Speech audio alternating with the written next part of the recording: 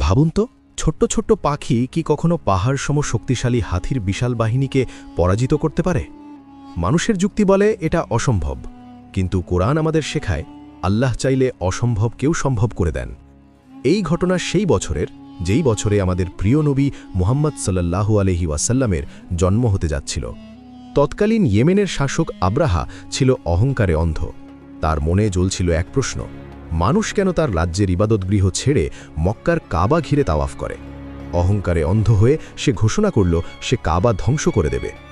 আব্রাহা বিশাল এক সেনাবাহিনী নিয়ে মক্কার দিকে অগ্রসর হল। তার বাহিনীতে ছিল অসংখ্য সৈন্য আর বিশাল বিশাল যুদ্ধ হাতি।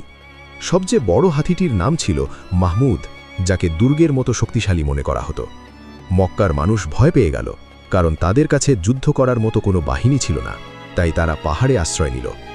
সেই সময় কুরাইশদের নেতা আব্দুল মুত্তালিব রাহমাতুল্লাহ